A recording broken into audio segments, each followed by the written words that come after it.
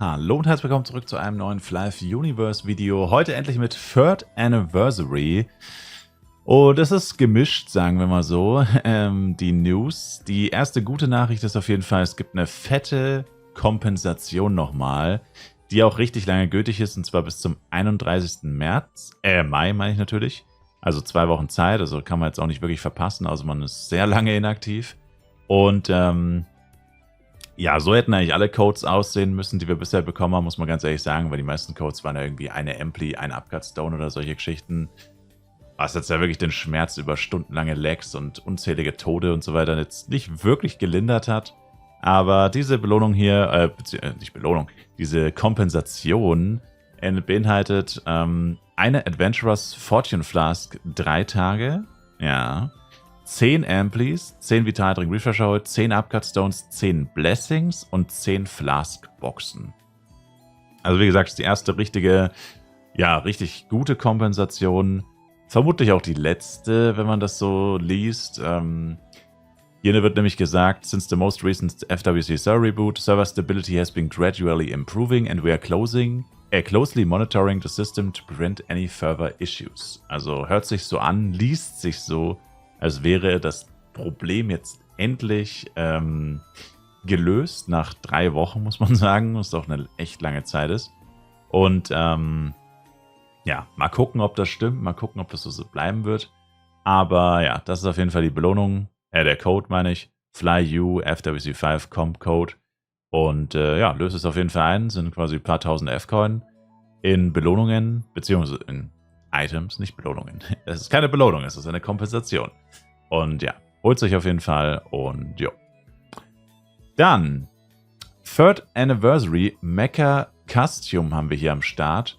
Eine Art Mischung aus, keine Ahnung, Transformer oder Gundam vielleicht sogar, keine Ahnung. Jedenfalls ist das neue CS-Set.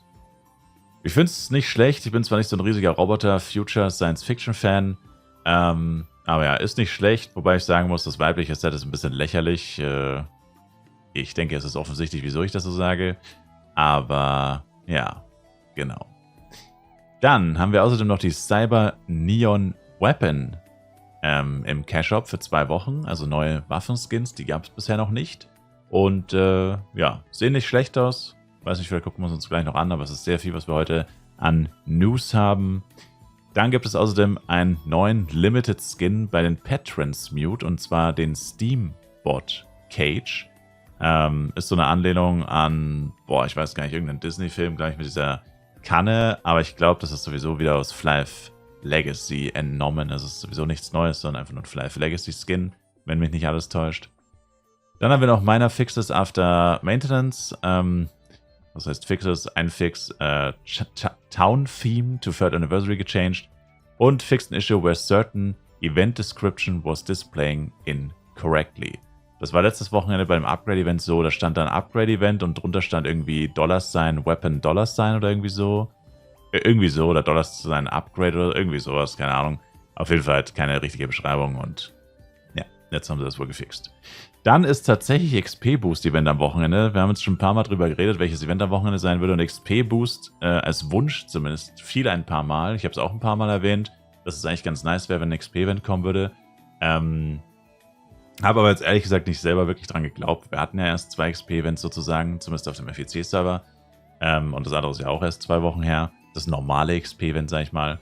Aber ja, es gibt schon wieder XP-Event. Leider wieder nur 30%, aber besser als nichts. Vor allem jetzt mit den Amplis und Upcut Stones und so weiter ist es auf jeden Fall cool, kann man gut nutzen. Dann haben wir den Third Anniversary Pass. Der ist gültig vom 15. Mai bis zum 26. Juni. Beinhaltet 5 Aufgaben, die man einmalig abschließen kann und dann eine Aufgabe, die man unendlich oft abschließen kann sozusagen und weiter Punkte sammeln kann. 3000 Monster töten, 10 Versuche am Anniversary Roulette, 3 Giants Violets töten, 3 Millionen Penya konsumieren und 3-mal am Feed Boss teilnehmen. Kommt gleich noch, was das ist. Und die Repeatable Aufgabe ist einfach wieder 3 Versuche am Anniversary Roulette. Was bekommt man für Belohnungen? Für Level 1, also jede Aufgabe ist ein Level und dann gibt es halt noch die Zusatzaufgabe für 40 Punkte dann. Vitaldrink Refresher Hold, ein Roulette-Ticket, 5 Last-Boxen, 2 Weapon-Bonus und hier sind Activision und Smading-Scroll-Boxen bei Stufe 5 und Repeated Rewards for Even Levels und Odd Levels, also quasi immer abwechselnd, ist Anniversary Egg und Roulette-Ticket. Genau. Und die Monster, die man töten muss, die dürfen maximal 10 Level unter euch sein oder eben 10 Level über euch. Dann gibt es natürlich noch die Extended Pass-Version, also die für 800 F-Coins im Cacher verfügbar ist. Die beinhaltet quasi alle Belohnungen im Free Pass und zusätzlich noch dann im Endeffekt hier wieder die verdoppelten bzw. erhöhten Belohnungen.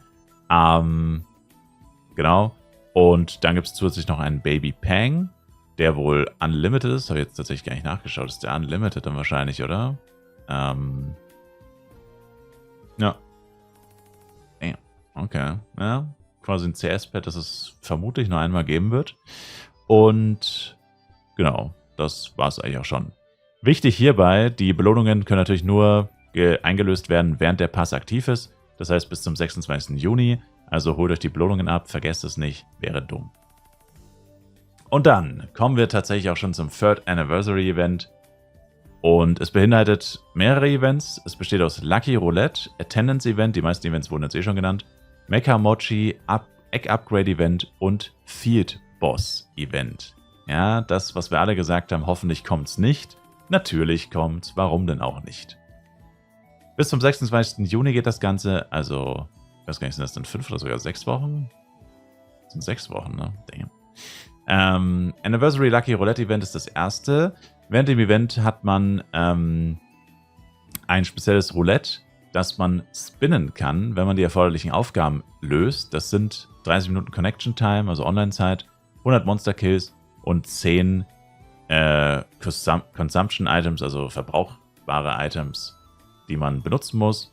Und was man bekommen kann, sehr viele Items, Shield Bonus, Weapon Bonus, Candle Weapon Selection Box und einige Power-Ups. Ist nicht schlecht, wobei die Hauptchance natürlich hier unten schon bei weit über 50% liegt, bei den Items, die man jetzt vielleicht nicht unbedingt will.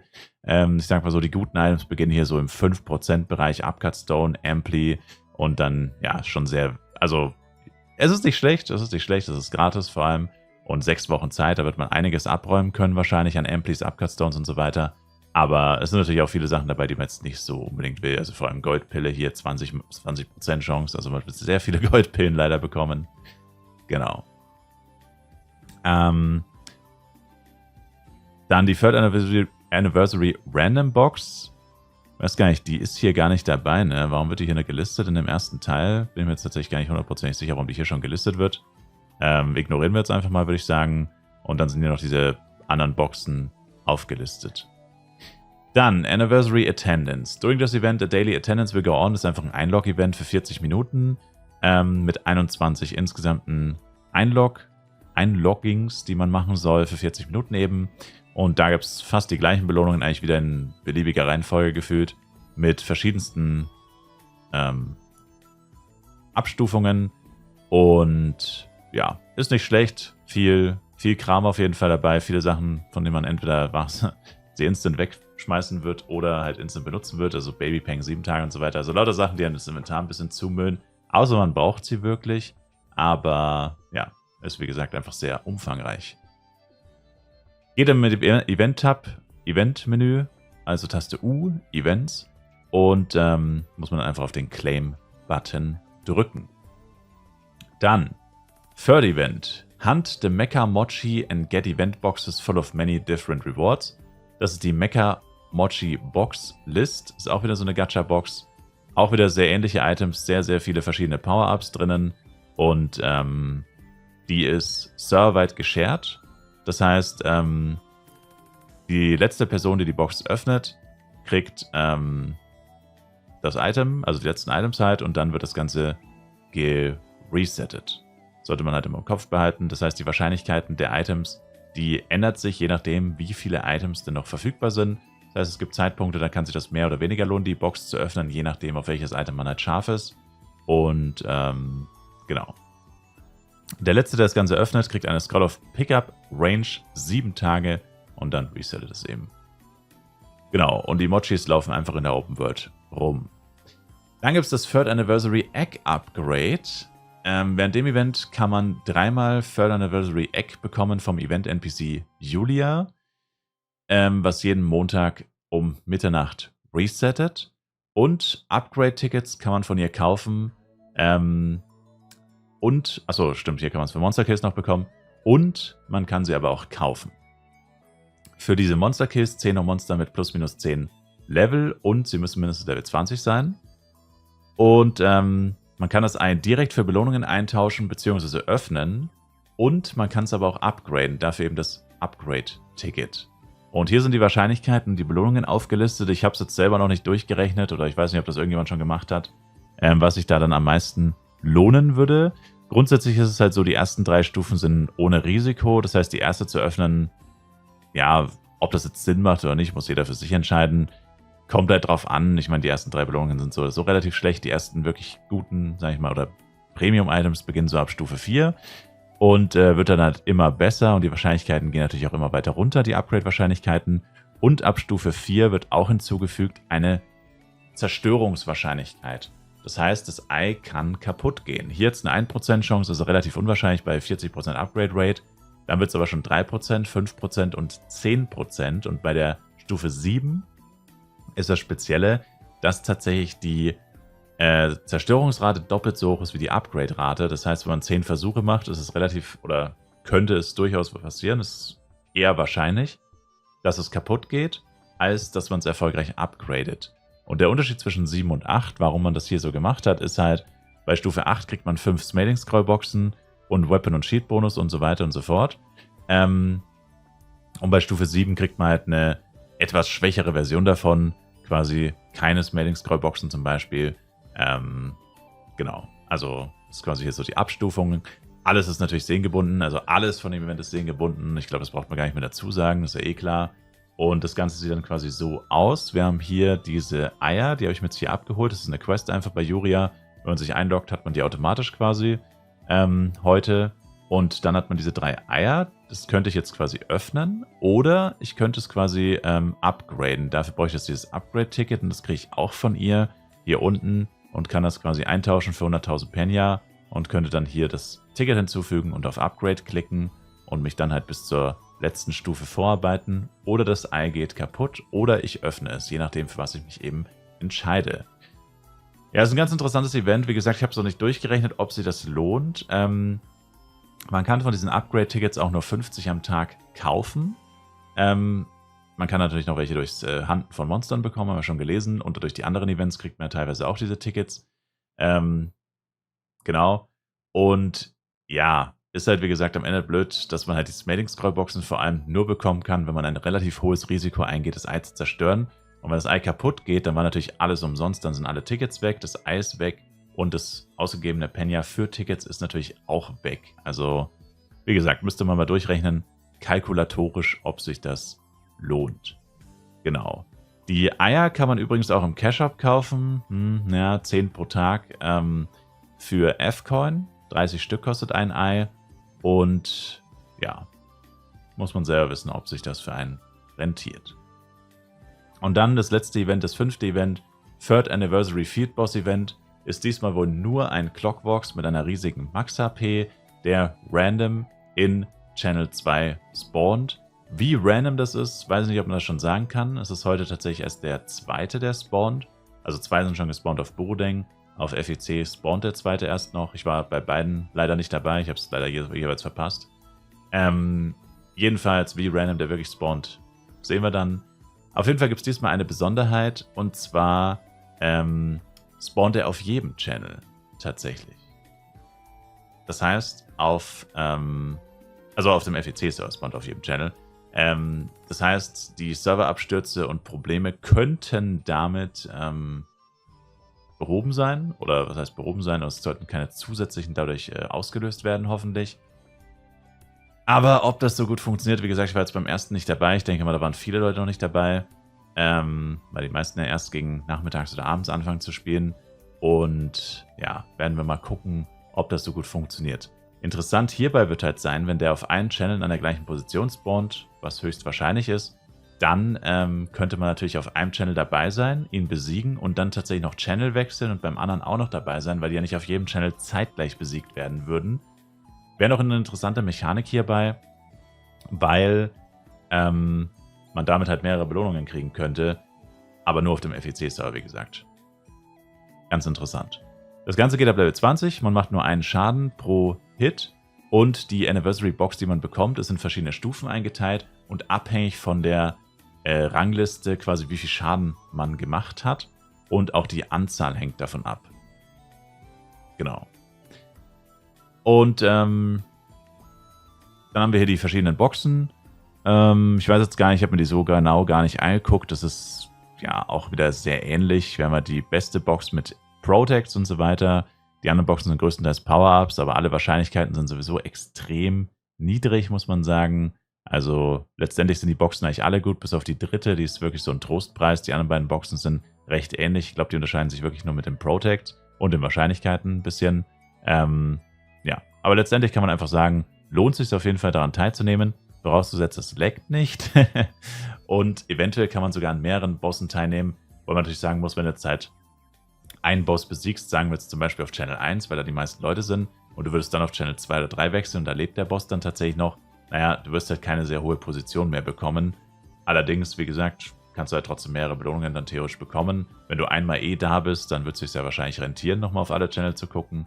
Aber wie gesagt, muss man schauen. Da ich selber noch nicht dabei war, kann ich noch nicht sagen, ob diese Taktik aufgehen würde oder ob sich das lohnt oder ob es überhaupt wirklich laggt. Genau. Dann war es das tatsächlich. Achso, wir wollten uns noch die Waffenbox angucken, ne? Ganz kurz vielleicht noch die, diese Neon Weapon. Mal gucken, heißen sie Neon? Ja, genau, Cyber Neon war es. Machen wir kurz ein bisschen größer. Zack. Oh, das Schwert ist mir viel zu klein. Sieht aus wie ein Spielzeugschwert. Ja, die Axt ist auch nicht sehr groß. Big Sword ist für ein Big Sword tatsächlich auch nicht sehr groß. Big Axe ist für eine Big Axe tatsächlich auch nicht sehr groß. Okay. Damn, der Stick ist tatsächlich riesig. That's what she said. Der Knuckle ist auch wieder relativ winzig. Muss man meinen Cloak ausmachen. Okay. Der Bow. Oh. Sieht auf den Icon irgendwie cooler aus als in-game. Jojo. Oh. Na, das gefällt mir gar nicht. Ne. Stuff. Uff. Sieht aus wie eine Lanze. Okay, der der Wand. Damn. Goofy. Und das Shield. Ja, das sieht aber anders aus auf dem Ding. Muss man dafür Effekte aktivieren vielleicht? Ah ja. Plasma Shield, ja. Ist mir etwas zu seicht, glaube ich, ehrlich gesagt. Das ist mir, glaube ich, etwas zu seicht, weil das sieht man ja fast gar nicht. Mal kurz abchecken bei den anderen Waffen, ob da noch Effekte dabei waren, aber ich glaube eher nicht, oder? Naja, doch, das hier leuchtet jetzt, glaube ich. Naja, diese Dinger leuchten. Ja, immer diese Dinger leuchten, okay. Und hier dreht sich sogar was. Naja, das macht es jetzt nicht wirklich so viel besser, um ehrlich zu sein. Nee. Nicht wirklich, ne. Nee. Nee, bin ich jetzt nicht so überzeugt von. Beim Schild wäre ich auf jeden Fall dafür, dass es halt ein bisschen, also Schild wäre richtig cool, wenn es halt einfach ein richtiges Schild wäre und halt nicht dieses Hologramm quasi. Aber ansonsten gefallen mir die jetzt einfach designtechnisch, optisch wirklich nicht so gut. Und hier ist die Animation voll verkackt, oder? Das ist viel zu weit drinnen. Das müsste gleich weiter rechts sein. Da haben sie ein bisschen die Position verkackeiert. Aber wenn man keine Effekte anhat, dann sieht man das ja gar nicht. Dann kann es einem egal sein. Naja, auf jeden Fall, das war ein kurzer Überblick über diese ganzen Events, die jetzt gestartet sind. Vergesst auf jeden Fall nicht, den Code einzugeben. Und dann würde ich tatsächlich sagen, danke euch für das Zuschauen. Ich würde mich sehr über ein Like, Kommentar und ein Abo von euch freuen. Und viel Spaß mit dem Third Anniversary Event die nächsten 6 Wochen. Wir sehen uns auf jeden Fall im Livestream wieder. Link in der Videobeschreibung. Tägliche Livestreams. Bis dahin, macht's gut rein und ciao, ciao.